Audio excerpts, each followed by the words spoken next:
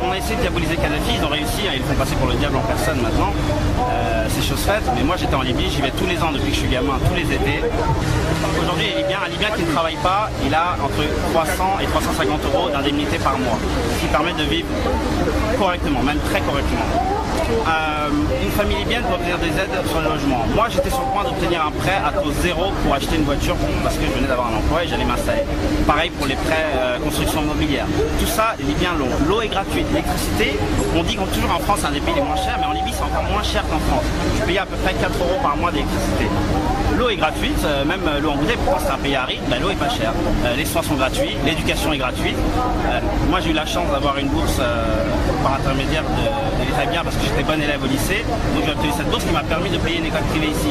Donc dire que le régime ne s'occupe pas de sa population, c'est pas vrai.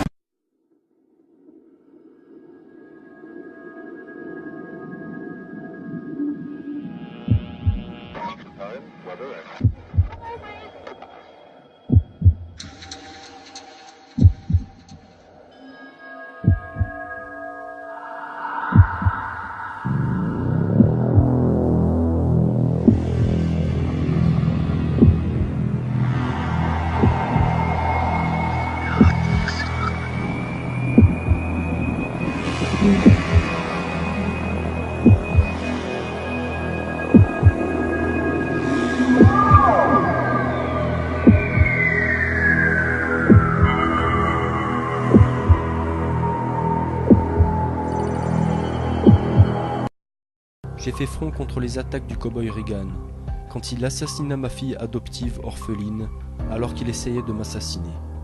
Au lieu de cela, il a tué cet enfant innocent.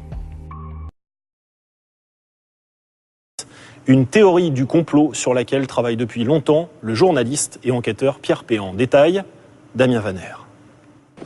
21 décembre 1988, un Boeing de la Pan Am explose au-dessus de la ville écossaise de Lockerbie. 270 personnes décèdent dans cet attentat. Sur place, les enquêteurs affirment avoir retrouvé les restes d'un détonateur fabriqué par la société suisse Mebo, principal client de cette entreprise, la Libye. Le témoignage du patron de la Mebo, ici à l'image, finit de convaincre les juges lors du procès de l'attentat en 2001. Seulement voilà, un de ses employés affirme maintenant avoir lui-même fourni le détonateur aux enquêteurs à leur demande.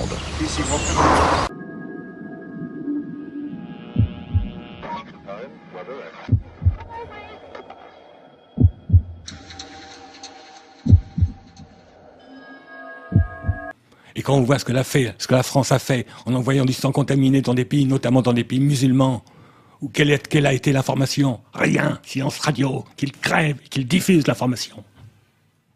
Ça s'appelle un crime contre l'humanité.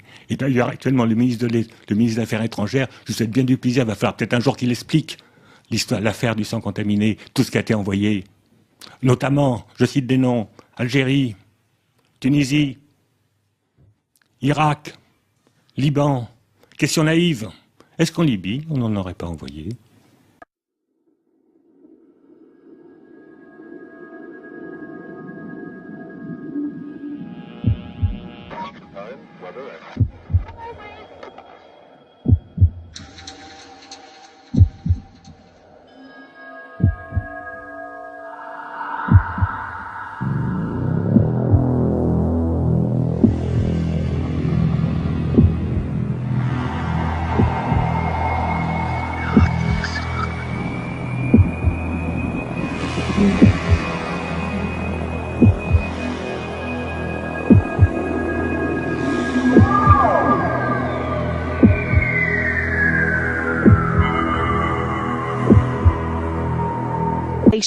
If Gaddafi had an intent to try to reprice his oil or whatever else the country was selling in the global markets and accept something else as a currency, or maybe launch a gold dinar currency, any move such as that would certainly not be welcomed by the power elite today who are responsible for controlling the world's central banks. So yes, that would certainly be something that would cause his immediate dismissal and the need for other reasons to be brought forth for removing him from power. It's happened before. In 2000, Saddam Hussein announced Iraqi oil would be traded in euros, not dollars. Sanctions and an invasion followed.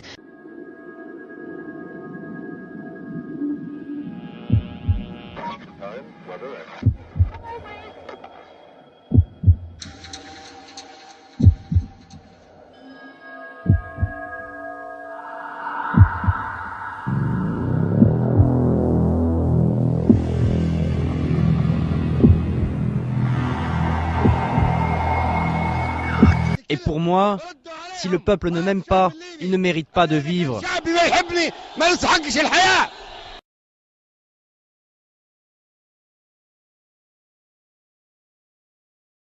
ردوا عليهم الشعب الليبي. انا اذا كان شعبي ما يحبني ما يستحقش الحياة. اذا كان شعبي والشعب العربي والشعوب الافريقية وكل الشعوب اذا ما تحبش معمر قذافي ما يستحقش الحياة حتى يوم.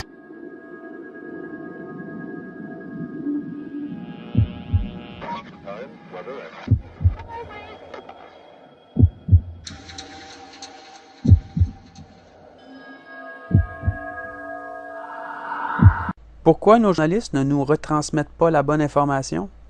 Eh bien, dans le cas de la Libye, les journalistes avaient une bonne excuse. Ils étaient confinés dans un hôtel abandonné, avec interdiction de sortir pour leur propre sécurité. Les reporters occidentaux ont été confinés dans un hôtel déserté par le personnel, mais on entendait des tirs nourris. Ils entendaient des bombes et des altercations militaires, mais ils ne voient pas que c'est l'OTAN qui bombarde les civils.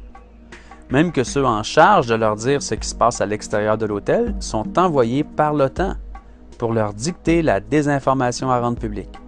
Les médias nous mentent car ils sont principalement financés par l'industrie de l'armement et de ses actionnaires. Faire la guerre pour apporter la paix n'a absolument aucun sens. Penser que nous allons libérer certains pays et pas d'autres pour mettre la main sur leurs ressources naturelles est une... We saw pictures of Green Square that is completely full of rebels. But if you compare those pictures to other pictures of Green Square, it's completely different. It seems like a set was created on purpose to make the public think that all of Tripoli was taken over by the rebels and all the Gaddafi family was dead. We think this is a NATO tactic because they want people to think that rebels have taken power. Les images de la place verte qu'on nous a présentées étaient celles d'une scène de cinéma en carton montée au Qatar. Plusieurs dizaines de témoins ont affirmé avoir vu la scène et un membre dirigeant du CNT, qui était le Comité national de transition en Libye, l'a même admis publiquement dans les médias arabes. On nous dit Kadhafi a tiré sur les civils, on attend les preuves, on nous dit il y a 6 000 morts, puis c'est 2 000, puis c'est 200, puis etc. Je pense qu'il est impossible dans ce genre de situation. Les gens qui disent qu'ils ont un chiffre précis, c'est pour moi des charlatans, mais de toute façon, il y a toute une série de satellites qui ont indiqué que ce n'était pas prouvé. And according to Russia's military, they have not registered any of those airstrikes. According to them, the pictures show that nothing of that sort has been going on the ground. Now, if we also focus on the pictures, on the footage that we've been getting from the country, we may be able to notice that there are absolutely no signs of any destruction.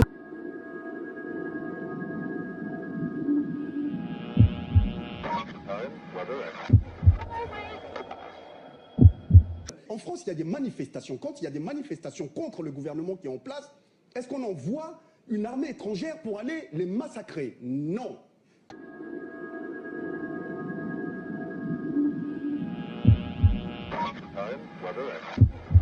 So in every nation, brothers and sisters, there is dissatisfaction.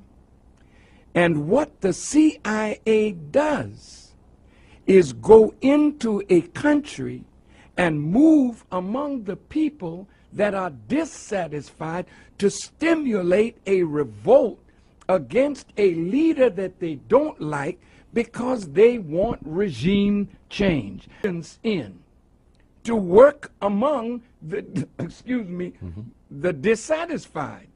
So when they had this election and the people in Iran rose up, they have legitimate grievances, all right, but stimulated from the outside. So President Obama didn't want to put his foot into that cage lest somebody say America inspired it because it was America's policy to destabilize that government.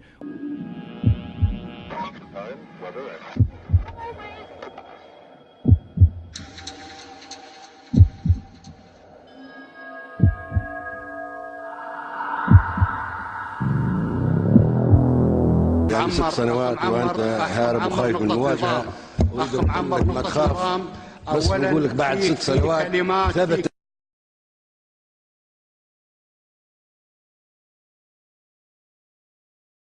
انك انت اللي الكذب وراك والقبر قدامك وانت هو اللي صنعتك بريطانيا وحاميتك امريكا.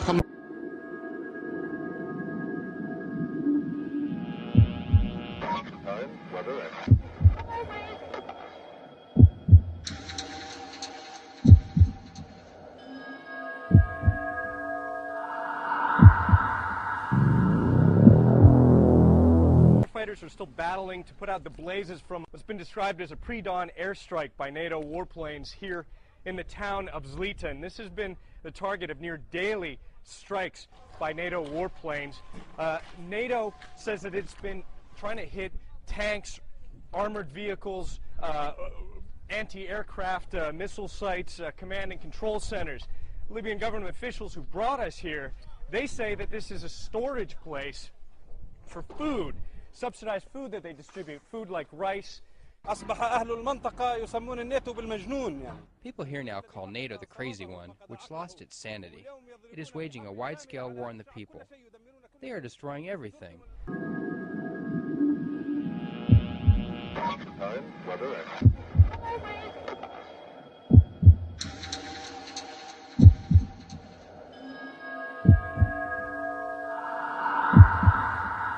Ont donc fait ces rebelles pour se procurer les armes nécessaires pour se battre contre Kadhafi? Nous avons un sérieux doute là, surtout en lisant un article récent sur la Syrie dans lequel l'OTAN avoue ouvertement financer et armer l'ASL.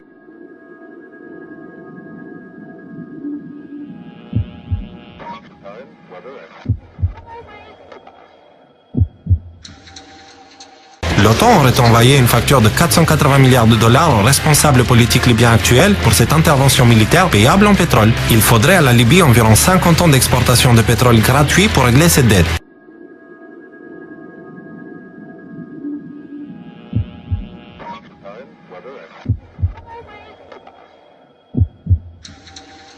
L'OTAN utilise la vieille tactique de drague en créant le problème pour arriver tel un super-héros et le résoudre, mettant ainsi la main sur les ressources naturelles des pays et gérant en plus des contrats de reconstruction pour une destruction apportée par leurs bombes, c'est bien plus grave. Il est temps d'exiger des réponses car l'histoire se répète actuellement en Syrie et bientôt en Iran. Nous ne sommes pas du côté des dictateurs, nous sommes du côté des civils innocents qui payent de leur vie notre indifférence. Il faut aller demander au peuple libyen si c'est vraiment mieux aujourd'hui et s'ils sentent la démocratie plus qu'avant. Mais ça, les médias et notre cher philosophe, écrivain, humaniste, demi-dieu, etc., M. BHL ne le font pas, ce qui ne fait que confirmer nos doutes. Ceux qui ont aidé Kadhafi à commettre ces crimes atroces devraient être considérés comme complices, non?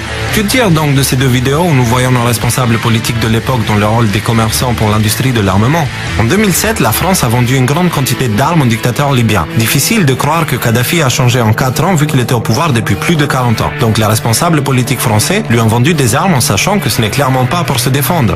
Que fait la justice pour tout cela? Vous voyez où nous voulons en venir. En d'autres termes, au cours des 5 dernières années, 100% des nombreuses attaques terroristes en France ont été dues à des mouvements séparatistes, pour 95% d'entre elles, et à des attentats mafieux pour 5%. En revanche, le terrorisme se réclamant du djihadisme, qui figure comme l'une des principales menaces contre la France dès le premier paragraphe du résumé du livre blanc de la défense et de la sécurité nationale, a représenté 0%.